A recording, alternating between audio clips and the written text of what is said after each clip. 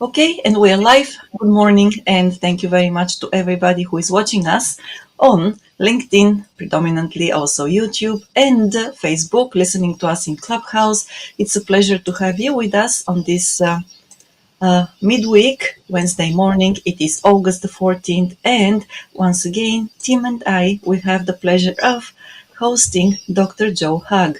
Dr. Joe Hug is here for the third time, and you already have met him, I believe, either in person if you are in Tokyo or on LinkedIn, because Dr. Joe Hug is an entrepreneur, angel investor, academic researcher, financial and business analyst, metaphysicist as well, and he's very much into the business scene here now, talking about small and medium-sized businesses and startups. So it's a pleasure to have you with us once again this morning, Dr. Joe Hug. I'll call you Joe during the podcast. So thank you very much for joining us in midsummer, and it's also the middle of Jobon week here in Tokyo. I Yes. hope, yes, we're not Hot introduced. and Yes, humid. and humid. Uh, Yes, and we're waiting for the next typhoon to hit. So, yes. An yeah, earthquake. let's hope. And an Life earthquake. in Japan. Yeah, right. Yes, That's right. life indeed. But before we dive into the topic again, the topic of small and medium-sized businesses and also startups here in Japan, I would like to give a word of thanks to our first sponsor, Kanchu.com, and James Howell. So Kanchu.com, sorry, I apologize for this. So Kanchu.com offers bilingual services to individuals who want to buy and sell real estate in Tokyo and Yokohama. And also the company does property management and investment property to work with them either in English or Japanese. Contact James Howell at james@kanacho.com so that you can proceed with your next project about buying or renting a home here in Kanto, and also probably doing some investment property management. So Tim and I we have been working with them for quite a while. So Yeah. that's why we actually are grateful to work with to continue working with them, because we trust them. That's it. Okay. Yeah. Well, we've actually been friends with them for quite a while, right? From the Yes. moment even before they got back, they moved back to Japan from Canada. We were in contact with Hana. So yeah, we built a relationship with them before there was any business, Indeed. involved. So they are good people. You're in good hands with them. Yes. So, And with and that, with that, I would like to invite Joe. Joe, could you please start, the Start the topic? topic. yeah, Yes, let's go. We're looking forward to it. very much so. uh, well, I'll tell you. Thank you so much, and good to hear that you've created long-term relationships with these business that are sponsoring you now, which is going to be actually part of what I could talk about is building long-term relationships. It's very important. Yeah. Um, in the first two times that I was able to come on and talk to your listeners, I had the pleasure of introducing the topic of hidden champions, right? This definition that was given by a German professor and has continued on their side of the world where they research small companies. And just recently myself, I started looking into these companies here in Japan. Of course, I was exposed to the topic many years ago by my own professor when I was an MBA student, um, but never had the chance really to research it too deeply until now, where I'm in the position to be able to do it. Um, so that was like the first part of, I think, of the stream, is I was able to introduce the topic, and then I think the second time I was able to kind of introduce the idea of this intersection between SMEs, or the idea of SMEs, hidden champions in Japan, and then the idea of startup enterprises for the world of startups, right? Right. And from that second time, I got a couple of inquiries. A few people reached out and said, how does that work, or can you talk about that more? So I thought I'd focus on that today. Oh, good. I like it. Yeah. Yes, very much so. I cannot wait to hear what you have prepared to tell us Oh, because now I'm nervous. Don't be nervous. We're don't just be there. friends. We're having coffee together. We're just relaxing and fun. Yes, here is Where are the yes. donuts? Where are the donuts? um, so I kind of lay out a little more groundwork and make it, I hope, make it more understandable as to what I'm trying to do and why I'm trying to do it. Why this intersection? What does the world of startups and unicorns, if you will, if we could use that vocabulary, right? Unicorns. Right. Yes. And in the world of small, medium enterprises, hidden champions, how does that work, right? Yes. And I mentioned a few things before, by the way. Yeah, I mentioned a few things, but certainly one of the drivers for me was this long-standing definition that people have about Japan in general, specifically Japanese businesses, and more specifically about the individuals themselves. And this could be related to anywhere like education or companies. But what I'm getting to is that there's this expression that Japanese are risk averse. Oh yeah. Oh, and I'll tell you, it drives me nuts. It drives me nuts when I hear that. Okay, so not everybody's going to agree with me, and that's fine. That's fine. And I'll tell you. Let me explain what I mean by this. Okay, so some people like to say that the Japanese people, in general, not all of them, but in general, are risk averse. Mm-hmm. And my take on that is that they're not risk averse. They're just don't feel comfortable with ambiguity, right? Yeah. So a good simple example from my perspective as an educator, when I tried to initially inject courses of design thinking into my classroom, my students panicked, right? Because design thinking is about working with ambiguity, Mm-hmm. working around it, not knowing where you're going to end up. There is no linear process that, there is no step one, step two, step three. And it just took so long to explain this ambiguity to my students. I mean, once they got it, they really enjoyed it. So that's what I mean. Just a quick comment. I think that's interesting because in social everyday life, Japanese live in a kind of a semi-ambiguous world, ambiguous language. Of course, it's high context, so a lot of that is understood. But even dealing with native Japanese, sometimes we'll be talking to somebody and I'll ask my wife, like, what were they trying to say? She goes, I'm not sure. Maybe this, but it could be something else. So in the business context, that's interesting because in everyday life, they seem like they have to deal with it almost. Yes.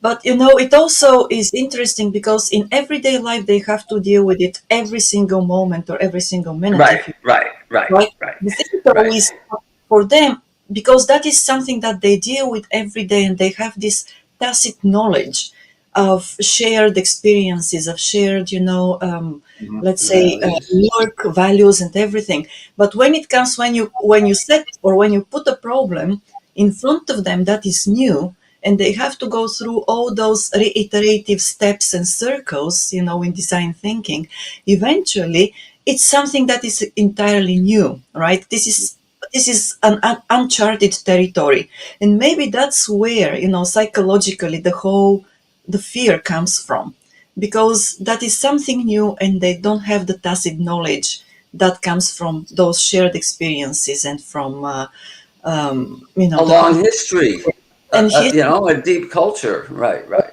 deep Yeah, culture. Yes. Well, Yeah. Yeah. I yeah, mean, yeah. yeah. Go for it. I think that, no, I was just going to say, yeah, maybe it just depends on how you define terms, because I kind of get the risk part as well. mm, It's just, but some of us are looking at it, and some of it, so much is contextual to me. So the Japanese will take risks if they believe doing nothing is really risky. Mhm, mhm. Like in the Meiji period, like right. doing nothing. Mhm. Yeah, it would not have been an option, even though that's often the default mode.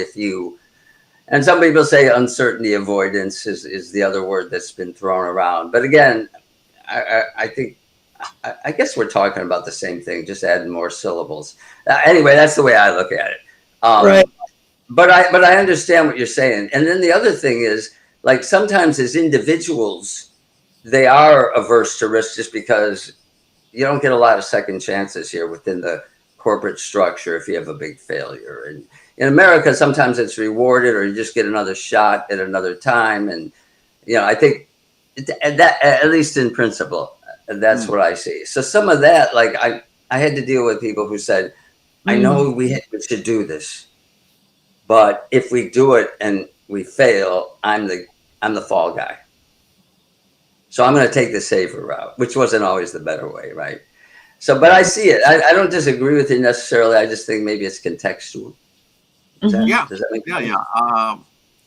I was in a conversation last night, and this was not the main topic, but somehow we got into the topic of risk aversion, or the idea of risk aversion. Mhm. So I was discussing this. I'm also the managing director of a consulting company. So Mhm. um, some of our contracts, I work with some of the major corporations here in Tokyo, and I have a long-standing contract with a trading company. Um, and we meet often and discuss different topics as part of a development program for their staff. And last night we got into this topic of real-time leadership. Sorry, we're going off a little bit off the No, that's all track. right. We love to wander. Let's do it. Yes. Mm. Real-time leadership, Mm. and it was pretty, pretty good topic. If any of you have heard of it, it's similar to probably some other leadership theories that are out there. They all borrow from each other. Right. Um, but anyways, we're talking about how to be authentic, depending on the situation, what type of leadership should you reflect, et cetera, et cetera. And then we got into talking about the manners of non-Japanese who are visiting Japan recently. Mm. So you may have heard on the news about the big black screen, keeping people from taking pictures of Mount Fuji. No, yeah, yeah, yes, yes, yes. Yeah. Yeah, yeah. Or some TikTok viral videos that are coming out about people's bad behavior on trains, or even uh, dumping trash on the street. So Mhm. Japan is seeing this uh, quick change of social norms, daily Right. social norms, right? And Okay. it's making some people upset. So, okay. So then that topic led to another topic, which was about learning manners and in the train. And then somebody mentioned the new Hello Kitty posters. Have you seen those? Those are pretty No, cute. I haven't. No. No, I got They're that. really cute. You got to ride the train more often. Yeah, I don't do that enough. Yeah, yeah. Okay, I'll look out for that when I get out today. Yes. Yeah, There well, you go. Check it So there's out. these Hello Kitty posters that are teaching manners, right? And the reason I bring this all up, right? This long road. What I'm getting to the point is, one of the Japanese executives told me, he says, there are so many rules in Japan that we need to follow, and we know we need to follow. but they're not written Mm. anywhere. Exactly. I was Yeah. going to say that. Guests or foreign people coming to Japan They don't don't know. know these Mm. rules. Exactly. And so in their view, we look like we don't like risk. Hmm. But it isn't that. It's just that we know the rules, Right. Yeah, that's right? yeah. So Yeah. I thought about that. I said, yeah, I guess that's why they're putting the posters, because they're trying to teach the unwritten rules to guests who are coming to Japan. Say, don't Yeah. eat an for example. Yeah. And Yeah. they don't. And it's funny because they don't like all the rules, Themselves, but they right? but they still do it. Not all of them, of course, but a lot, most of them. So and they probably also say, that the pluses outweigh the minuses. It's not like they're happy with all the rules, but yeah, things Yeah, work here.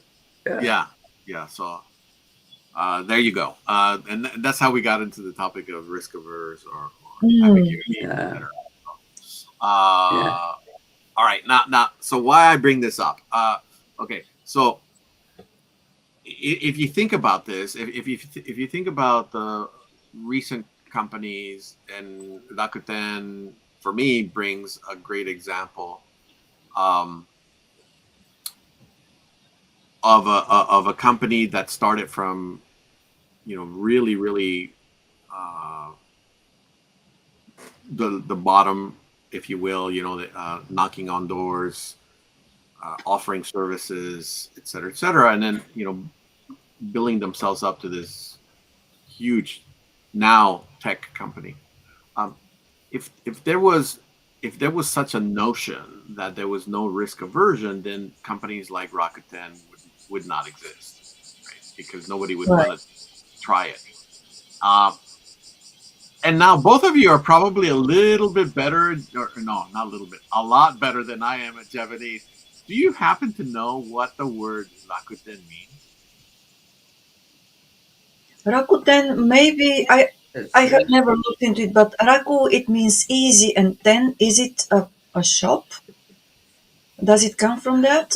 That's the first, idea that comes to mind when I Yeah, I break think a down. lot of non-Japanese speakers never think about that. What's the Hmm. meaning of Rakuten? I never thought I acknowledged this. I never no, thought about it's ten Tengoku. Tengoku. 10, Okay. I think, Okay. right? Somebody, Uh, I never really paid attention to it because I always see it written in Romaji in English, Romaji, right? So, but yeah, yeah, I never I just that. Googled it, so that's what came up. So, This is yeah, the So, 10. Oh, for Tengoku. Okay. Raku, yeah, makes sense. Yeah, so Mm. the meaning is optimism. Right. okay. I never knew that. But Oh, there you that's go. was yeah, Learn something today. right. Yeah. Optimism, which is something that is shared by entrepreneurs. This Hmm. this this optimism of I can do it. It can be possible. Uh, Right. it's achievable, and so um, that's why I believe that these hidden champion SMEs share so much with entrepreneurial spirit and um, of the risk aversion or of this optimism of being able to do things. Okay, so I'm starting here and I'm going to come down to here. I swear to all the listeners, I'm getting there. I'm getting there. Uh, Okay. it's That's it's like fine. it's like It's Yeah. small working. pieces. That's all right. It's a story. Yeah, It yeah, is. So yeah. far. Um, yeah, we got to build up, right? It's like storytelling. You got to lead into it exactly. Got Yeah, that. keep us on the edge of our seats. Yeah, there you go. Where's it going? Where's it going? Uh, Right. so, uh, now here's something interesting, and this is based on not just my original research, but other academics' research. Now here's something interesting. Where would you say most unicorns can be found? And when I mean unicorns are billion-dollar companies. Where Mm. would they mostly be found? What nation? Oh, the United States? The And U.S., next, right? yes, yeah. Next, maybe I don't know, a few others like China, etc. Hmm. Right? Okay. Where are most SMEs or hidden champions found? Well, we know from you, from our previous sessions, that they're here in Japan And and Germany. also Germany. Yes, Germany. Okay, depending now on how you look at them. Mm, isn't that interesting that there is no one nation that has both? right. It is All right, interesting. It Okay. is. okay. Why is that? Can I say, my favorite topic? I always Yeah, yeah, go. go for it. My favorite What, topic is culture. give the lady a teddy bear. I love teddy bears. I don't have a teddy bear, but I do Well, have a you earned cat. it. I have a cat. Okay. Oh, I love cats too. Look at Oh, I my. heard you have a cat. Where I is your do. cat? My cat is now in the other room enjoying, the cooling, well, the air conditioner. Is it an orange cat, by the way? Well, my cat is Chaneko, Chatora, which is that brownish. She's white and brownish. What I don't know how to explain that, but yeah, it's Chatora Neko. Okay. Yeah, I've heard the orange cats are the most crazy. Yeah, I heard that. Well, my initial idea was to get an orange cat, but we couldn't find one. And my current cat, it was a love at first sight with her. uh, So we brought her home immediately, after we Yeah. saw her at that NPO event. So oh, that's not. yeah, I used to have a dog, not a cat, but yeah, pets change you for sure. but it does. Yes. Um, okay, so let me just throw this out there. I threw that out there just before we get to the halfway point. I know you've got to uh, We mention got this, but we got a few minutes. Yes. but I shut so my eye. other there you go. So other academics have looked at this topic as well, and I started to realize it as well on my own, and that is that no one nation has both. They have either or. So they have either a propensity towards um, an ecosystem of startups, building these tech companies, and maybe exit strategies so that they can get listed, hopefully become unicorns. Right. That's one road. The other then is nations with a strong SME um, support system. So and that everything really truly relies on these SMEs. Yeah. Now, isn't that interesting, right? Yeah. Yeah. Yeah. They don't Yeah. exist together. Now, is that true? Yes and no. Okay. It is true. It is true if you're looking at it from kind of you back up and take a step back and you say, wow, it is true. But then when you dive a little bit deeper, you begin to understand why, and most of that is because of the culture. Maya, you said it. It has to do with the culture. What does the culture teach, and the education system Yeah. has in place? How do they, Mhm. and the culture is we have these technical schools, trade schools. Years ago, they used to have trade high schools. I know some of the universities have names that are based on trade. Like a women's university. Uh, I don't know the exact definition, but it would be like something like a homemaker Mhm. university, homemaker women's university, something like that. So they relied heavily on skills that were necessary Mhm. for the nation, Practical. Yeah. right? Practical for the nation. Yeah. Where in the U.S. and other nations, we switched away from that and we Yeah. went to a more kind of open, anything's okay, do as you like. Follow Texas your is passion. Yeah, probably Texas different than California, California different than New York. To be young again. Uh, And so slowly we started veering towards this, what we call a Silicon Valley template Mm-hmm. yeah. of culture, education, business. And that's what's driven that. And so the focus on SMEs really has gone away in America. Do SMEs exist in America? Obviously, yes. Yes, they do. But it's gone, it's gone off the radar, Right. where the emphasis is not there anymore, the appeal is not there anymore. Uh, the funding is not there anymore. The educational system doesn't support that kind of mentality. Where we tell our students, learn these skills. It's good for you. You know, Mm-hmm. you go back to support your family, small business. We don't do that anymore. It's more like, oh, create your own. You can do it. Fake it till you make it. Mm-hmm. Hey, has any data been collected on like the average? How long does the average SME sustain and exist in the U.S. versus, for example, Japan? Like, is there a difference? I would imagine there might be in Japan's favor that they tend to sustain for longer periods of time. Is that a thing? I haven't seen an actual study that compares and contrasts, but and this is the horrible answer, but it's so easy nowadays to just jump on the internet. Oh, there you go. You have time to wake up. Commercial 2-minute warning before the commercial. Not a warning, an invitation. Yeah. Okay. uh, it's quite easy to just jump on the internet, and you can get some of the answers. But here's what you'll see. If you type in what are some of the longest living corporations in America, you're going to get things about companies that are based on manufacturing. Yeah.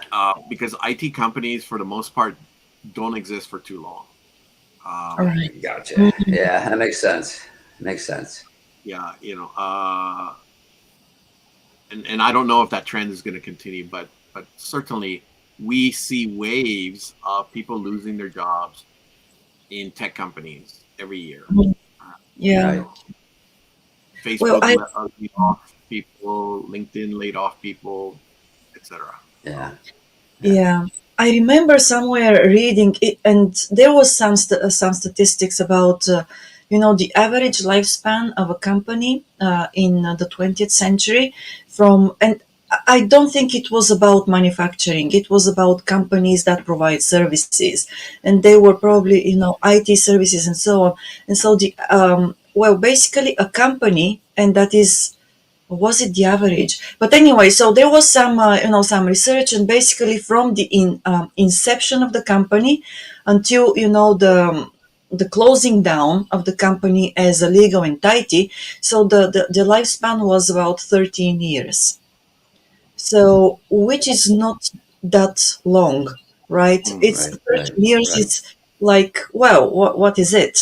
So basically, Well, but now some of the oldest in Japan are like 500 years Mitsui would old. be there. Yeah, Mitsui's pretty old, and yeah. Quite it's old. so old. History. You want to do your part that way? Yeah. I think we're coming up, and it's a time for a commercial message.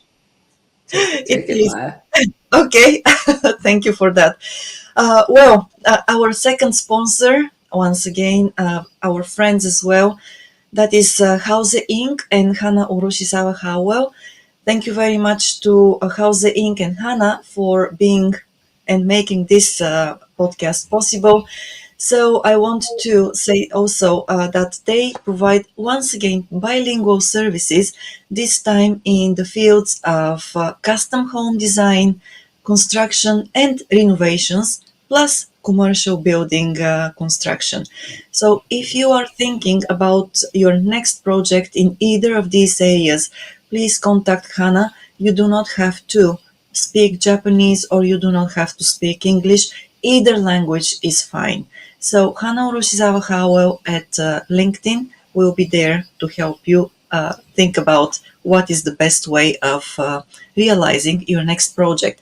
And Houze Inc. That's it. Thanks a lot for this Yeah. sponsorship. Yeah, thank you Yes. for Thank you. Yes. helping each other.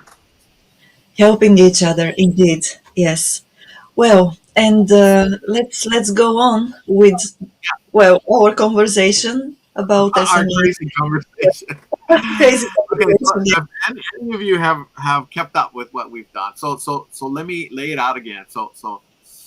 Again, it's this intersection between hidden champions or SMEs and the startup entrepreneurial ecosystem unicorns, if you will, right? So Right. what's the intersection?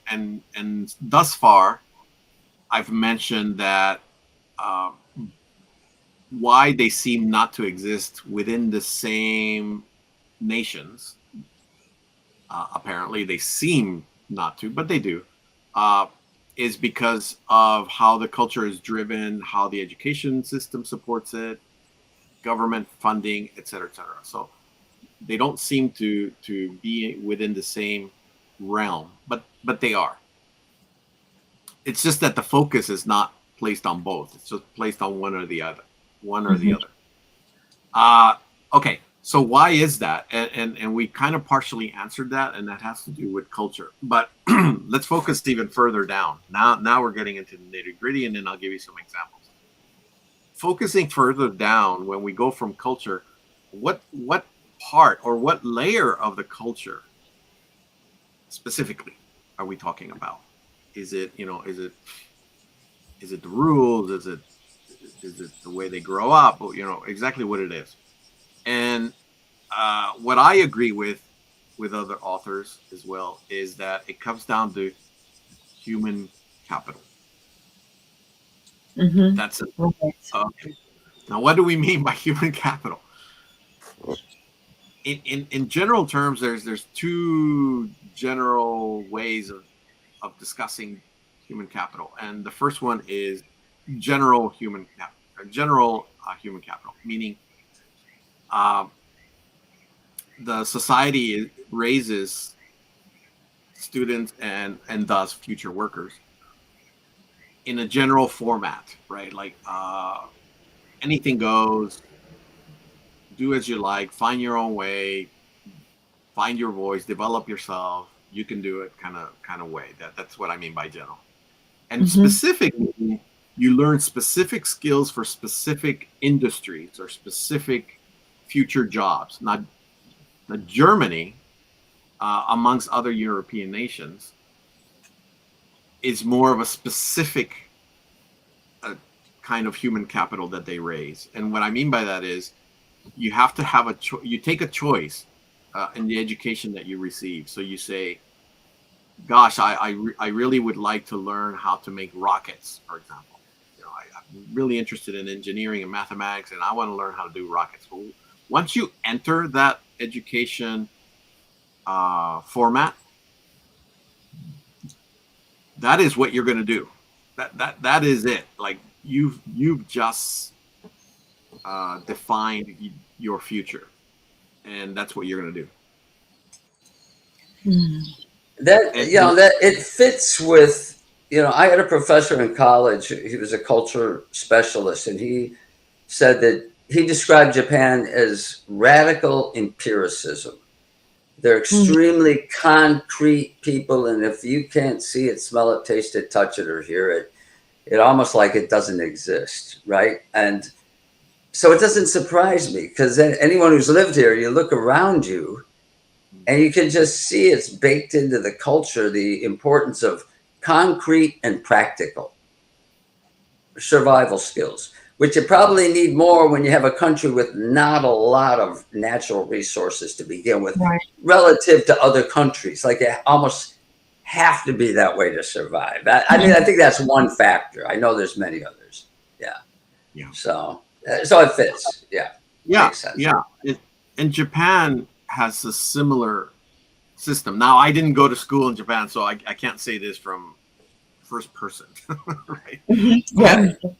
Right. But I can say it from having spoken to my students, the hundreds and thousands of students that I've taught over the last 15 years, Yeah. asking them about their education, et cetera, et cetera. Now, something I learned early on, and both of you probably know this already, is that uh, your future, including which university, is already defined or set by the time you enter sometimes elementary school, but definitely junior high school. Hmm. Yeah. Meaning, Yeah. Yeah. Yeah. Yeah. I depending on understand. which junior high school you go to, the odds of you getting to a better high school or an elite high school is defined by where your high school fits in the Right. whole Right. public In the Hmm. hierarchy of hierarchy. rankings. Yeah. So Yeah. once again, this mimics what Germany and other European nations have, is that it sets your path to Hmm. where you're going to go. And so now, is this changing? Yes, it is slowly, changing. It isn't set in stone anymore like it was before, but uh, this was the case when it comes to, for example, general trading companies or these huge multinationals in Japan. Most people graduated from the same university or same Right. level of Yes. Right. university, Top Right. tier. Right. The Ivy League. Yeah. the Yeah. idea, right? So it was Yeah. unusual, really unusual, to see anybody from some unknown. I'm just going to Right. make up a university here, but let's say near where I live, Ebina, right? So Ebina University. I don't know if that exists, but I don't think it does. But yeah. Probably Yeah. better if it doesn't. Yeah, but if it does exist, sorry. But let's say Ebina University is not top Yeah. tier, right? You wouldn't Yeah. see somebody in one of Right. these leading companies from Abina University. It just wouldn't Yeah. happen. Yeah. Mm. Yeah, yeah, that reflects the rankings, the ranking mentality, which probably ultimately comes from Confucianism. Here's another factor that may or may not, but it's related to culture. It may be, a lot of people overlook this. In my country, we have school districts all over the country. They're funded locally. Every school has different curriculum depending on the teacher, what the preference. There's standardized tests, but the education system is all over the map, a very wide bell curve. Japan is much more standardized. It's a tighter bell curve in terms of what they learn. I'm talking about the basic levels. I'm talking about elementary school and maybe middle school, right? It's pretty standard, right? So it kind of puts them all on the same page and maybe makes it easier to understand. I mean, there's pluses and there's probably minuses, right? But easy to understand because we all have the same common base to work from, right? And some of it's unspoken, right? But is that relevant at all? Yeah, absolutely. I mean, I think it was created on purpose because it was all about recovery from the war. Collectivism too, Yeah. Yeah, we had to. The nation itself had to recreate from scratch, literally. So let's all jump in and get this done. The best way possible. And so, okay, so back to the topic of human capital. So we're talking about human capital from the perspective of general and specific, right? So yes. So how does this link to Silicon Valley model and the hidden champions model? How's that link? Well, the link is that general human capital, the development of general human capital, is geared more towards companies that require people to be anywhere, can do anything, right? So let's talk about the US, for example. I can go to university and I can choose my own major, my choice.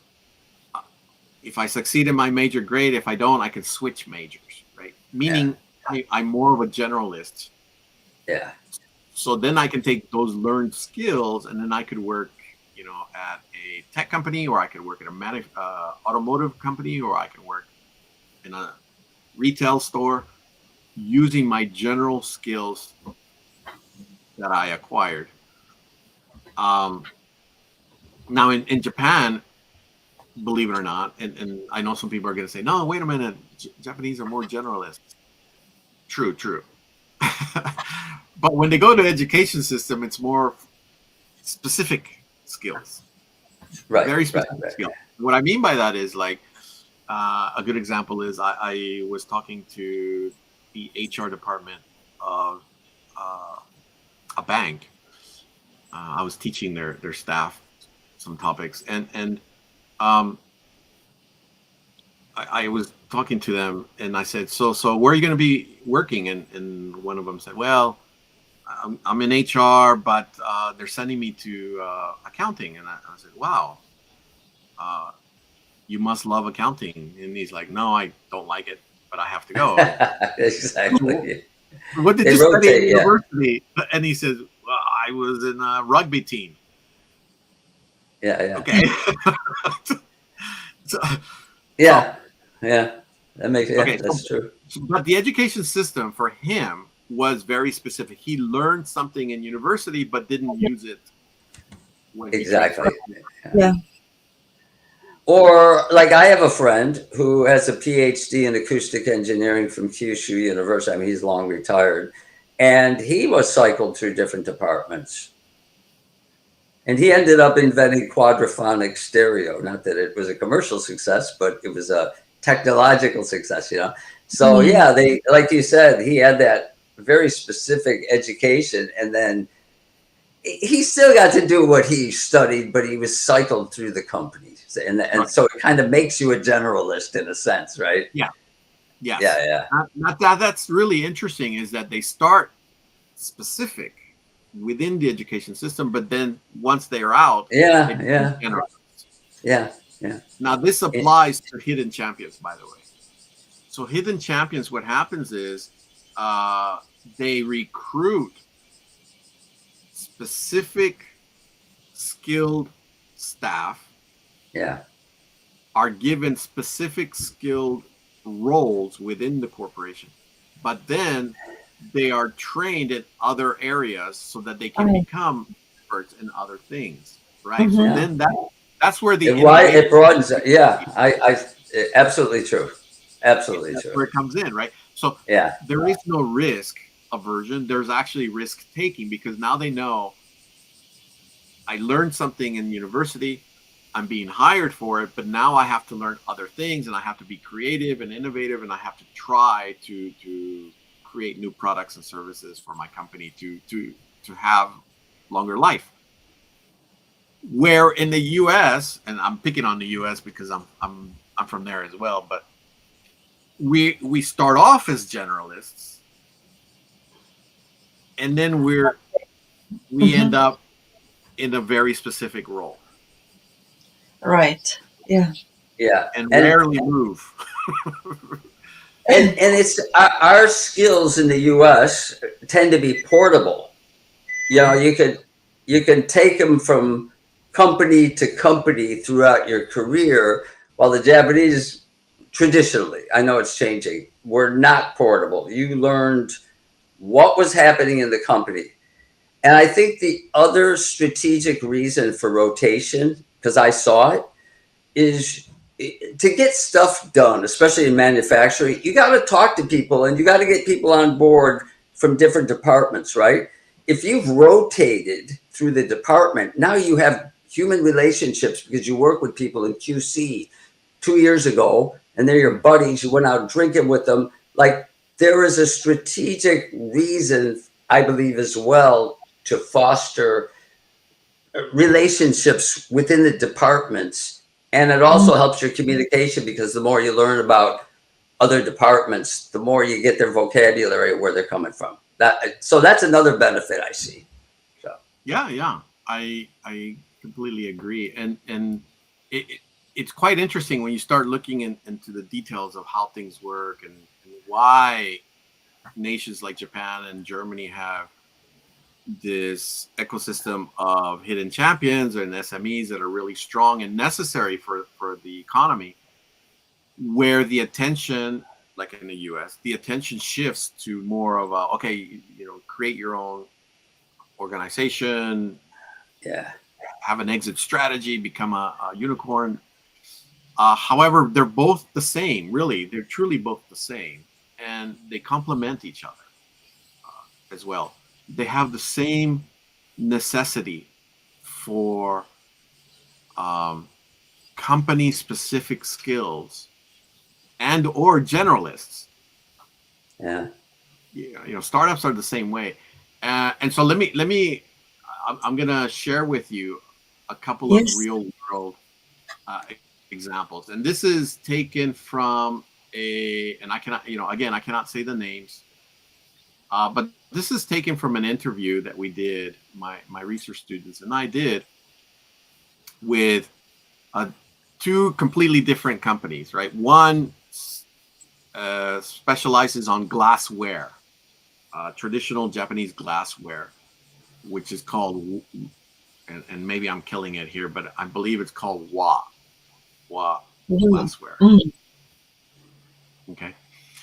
The Okay. other one specializes on sauce for cooking, or sauce Okay. for, for food. Gotcha. Very famous company. Both of these companies, the sauce company has been doing business for over 150 years. The glass company, I think, just hit 60 years or something like that. Woohoo. Yes. Now, we asked them all kinds of questions, and what are some of your secrets, and literally your secret sauce. Yeah. Good metaphor. Yeah, Apropos. yeah, Yeah. yeah. Right. For Yes. that one company, what's your secret sauce? Um, and it all came down to human capital. I mean, there were other things where they would say, building a strong relationship with customers, Right. Hmm. uh, direct sales, global expansion, online presence. Yes, they mentioned all those things. However, it was either one of the first things they mentioned, or within the interview that we did with them, it was something they emphasized the most, and that was human capital. They Right. kept over and over telling us, both, and two totally different companies. They kept telling us over and over that one of the most important secret sauces that they had, or lessons that they would pass on to others, is you have to develop your staff, give them the skills Yeah. necessary to help the company move along. This includes helping them learn to be innovative and creative. This includes giving them a kind of free reign, if you will, to try things that they would typically not try if they were working in another company. So, uh, even things like reducing working hours Yeah. was mentioned, Hmm. so that they wouldn't have stress of having to be at the company, 18 hours, 20 hours a day. Employee well-being was another thing that Right. they meant. Mm. uh, Operational efficiency through education and training, constant education and training of new tools, new machines, new Yeah. processes. Uh, so it all goes back. If we went back Yeah. out, Well, uh, yes. I think that there is something very important that you mentioned there, because I think delegating responsibility and making, the staff engaged and letting them know that they are the ones who actually help the company go forward. I think that some, or maybe many companies do not emphasize that enough, They and do don't not. believe it necessarily. They'll say it, but not Right. necessarily believe it. Right. Right. Yeah. Some of them. But Yeah. yes, some of them, but even even those who repeat that quite often and don't believe it, they just don't, I don't know, they don't say it that often either. So it's something very important, I believe, because when I personally believe that when you delegate responsibilities to your staff, you make them engaged. Of course, you make them engaged, on different levels, and you help them, take ownership of the Hmm. success of the company, and that's a very important point. Maybe a point that maybe many companies have not come to realize yet. But Absolutely. I also suspect, and I believe this isn't, they're adapting to the real world, right? It's Yeah. still built within the culture. I Mm-hmm. feel like the staff, they do feel responsible, but they also feel responsible and to their benefit to consult with people above them Mm-hmm. voluntarily, the whole and so to make Yes. sure that connection is retained on a human level and that you are using some of that guidance as well. Yeah. And I think there's sometimes that's invisible, but I think that's also a really important aspect of why maybe it's working. Yeah. Mm-hmm. So, Tim, I have to make a clarification here because you're talking about the Japanese companies, and yes, Right, right, absolutely. right, right, right. While Yeah. I was Yes, I referring was. to companies, I was referring to companies out of Gotcha. Japan. Gotcha. So, Gotcha. Okay. right? Yes. Yeah. Yep. Very good. Mm. Two Yeah. perspectives from both sides. Yeah. We went over each other, but we worked it out. Yeah. Yes. Different focuses. Yeah. Gotcha. So, Um, Yes. yeah, so anyway, so yeah, it all comes back to human capital, really. Right. yeah. Yeah. And so startups are the same way. I did a brief interview with one of the leading incubators and accelerators here in Japan. Uh, they're from abroad. I don't want to pitch their name or anything, but very good people. They allowed me to ask them questions and such, and then um, I asked them, like, what is the success rate of their startups that register for their program, how long is it, et cetera, et cetera. And they gave me some of the details. But one thing they mentioned when they were telling me about their program, which I found really interesting, is that they evaluate how well the startup is doing. And if it seems that the startup gets stuck at a certain stage, whether it's at the fundraising stage or the idea development stage or proof of concept stage, whatever, what they do is they'll have a meeting with the founders and then ask them who in your team is not working out, because somebody in your team is not working. We're going to have to replace them.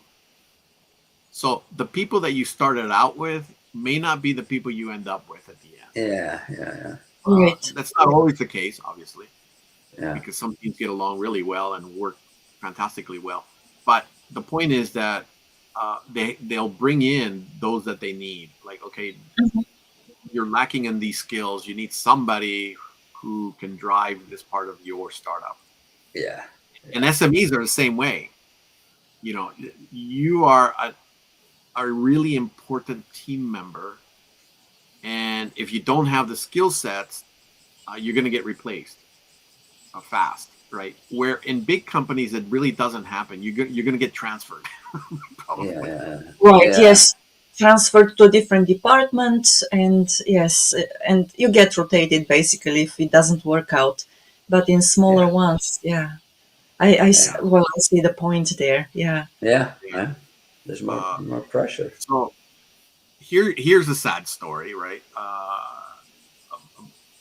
About a week ago or so, a company reached out to me who I've known for a while before.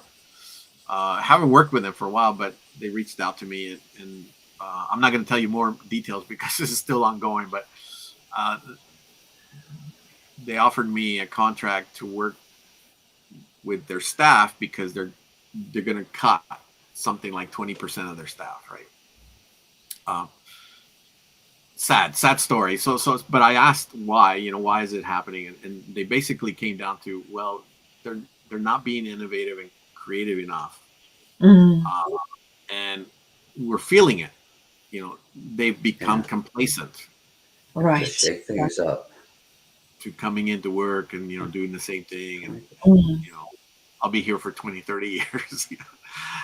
But the company cannot continue that path. And they're going to have to cut staff. They're going to have to sort of explain to them once again, like, this is really critical. We're at a critical Yeah. point. Innovation, Yeah. creativity has to come back as an important part of your daily work. Now, mhm. innovation and creativity you normally only hear with startups, but Yeah. it's true in SMEs as well. And Mhm. that's where I begin to see this intersection of the same necessary Yeah. skills. Yeah. Got it. Wow. Good. Yeah. It's fascinating indeed. And It is. yes, because Yeah. we also, oh, sorry, Tim, to another Yeah. point that, I can see, that there is an intersection there, but also I can see how those SMEs here in Japan, when things don't work, they are prepared, to take the pain and replace some of their stuff, right?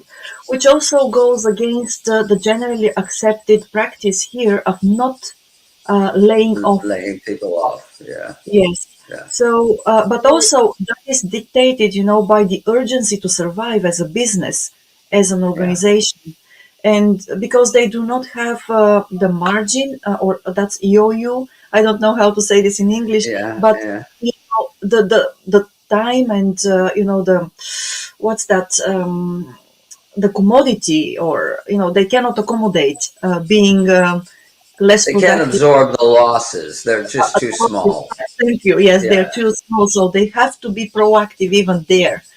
So Yeah. yeah, that's also another interesting, well, point, a feature It's that, reality. Yeah. yes, it's Yeah. reality. Yeah, yeah. Yeah. Which Yeah. also, Yeah. yeah. We Sorry. but it's not just SMEs. It's startups. It's the same way, right? Yeah. Exactly. Yeah. Right. Yes. Yes. Comes You with don't Yes. the work them out. territory. Yeah. Gotta go. Yeah. Yes. And some people are good at starting up, and other people are good at maintaining. And sometimes those skills don't necessarily transfer across both ways, right? So Yeah. it makes sense. I've seen that as well. Yeah. It's always, yes, because one of the things I learned in my business studies is that and it's about startups, right? So the founders, many founders cannot or do not possess the skills of becoming presidents, basically. Mm. So, and also Right. Right. when you have a startup, you have a founder and the person who is good at setting up the business, but that person is not good at growing it. Mm. So, because of not only the skills, because of their personal traits as well, the Right. Right. mindset, Right. Right. Right. Right. way they For sure. think, see things, and so on.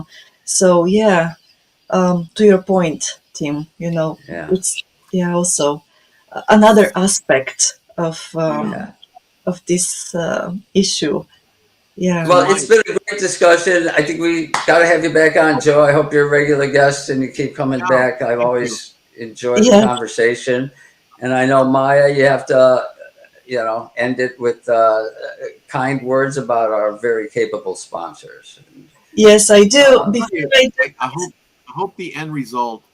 My hope is the end result is that this intersection will help startups have longer mhm. history, and hopefully Japan will start having unicorns. That I Yeah, hope so too. I hope Thank so you. too. No, Thank you both. thank you, Joe. Uh, I'm looking forward to the next session with you. So it's going to be in 2 weeks, oh, because great. there's That's right. so much, yes, so much to learn, and yeah, we appreciate you being Thank with you. us. Thank you, everyone. Thank Thank you so much. you. Yeah, and then so let me say thank you to our sponsors once again, Kanachu.com and James Howell and Houze Inc. with Hana Urushizawa Howell. If you need bilingual services in any of the fields that are listed here on this screen, do not hesitate to contact them. They are the people you need to make your projects in Japan successful. Thanks a lot, and we'll see you again next week. All right. Thank you, everyone. Thank Thank you, you. and have a great Bye-bye. Wednesday. Enjoy Yes. Thank your you. Bon Week too. Yeah, everybody Thank you, everyone. enjoy. Bye. Stay cool. Stay cool, yeah.